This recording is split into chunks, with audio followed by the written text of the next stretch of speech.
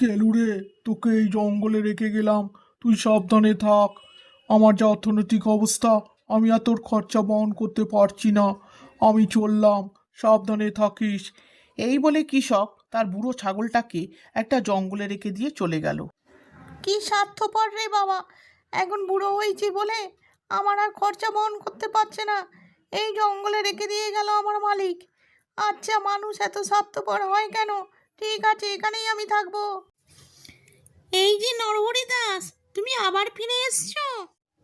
না তো, আমার নাম তো কালু, আমার নাম তো নরহরি দাস নয়। ও তাই?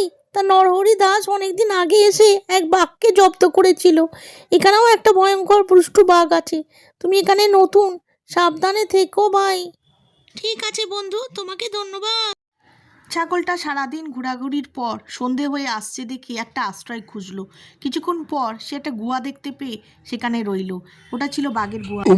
কে রে আমার গুহার ভেতর ঢুকে? দাঁড়া, তোকে চিবিয়ে খাবো। ছাগলটা তখন ভয় না পেয়ে একটা বুদ্ধি করলো এই বাঘের হাত থেকে বাঁচার। এই রে, এখন আমি কি করি? বাঘটা আমাকে তো দেখে খেয়ে ফেলবে।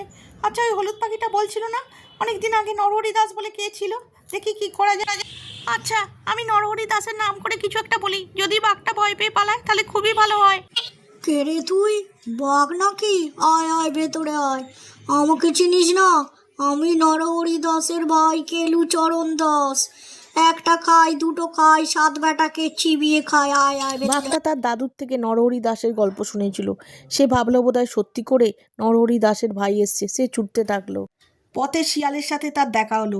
শিয়ালকে সব খুলে বলতে শিয়াল বলল, ও কাউয়া, ওমা তাই নাকি? তাহলে আর আমি ওদিকে যাব না। হালুম, না ভাই, তুমি আমার সাথে একটু চলো। আমরা গিয়ে সত্যটাটা ভালো করে যাচাই করে আসি। তুমি সাথে থাকলে আমার একটু সাহস হবে। চলো ভাই। ঠিক আছে বাঘমশাই বলছেন যখন চলুন। এই মরেছে, বাঘটা আমার শিয়ালকে সঙ্গে এনেছে। এখন কি করি? হুকাউয়া, গুহার ভেতর কে? বেরিয়ে আয়, নলে এক্ষুনি চিবিয়ে খাবো। হা হা হা। আমি নরহরি দাসের ভাই কেলু চরণ দাস। একটা মারি, দুটো মারি, সাত বেটাকে চিবিয়ে মারি। এই বাঘ, তোকে তো 7টা শিয়াল আনতে বলেছিলাম, মোটে একটাই আমার কি হবে? আয় আয় ভেতরে আয়, তোদের খাই। হুকাউয়া, ও বাঘ মামা, তুমি আমাকে মারার জন্য এখানে ধরে এনেছিলে? আমি পালাই বাবা। হালুম, না ভাগ্নে না, একটু দাঁড়া, আমিও যাব, আমাকেও নিয়ে যা।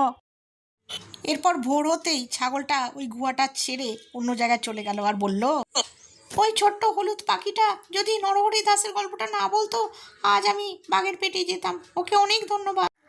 আমার প্রিয় প্রিয় বন্ধুরা, তোমাদের অনেক শুভেচ্ছা আর ভালোবাসা। ভিডিওটা সাবস্ক্রাইব করতে ভুলো না যেন।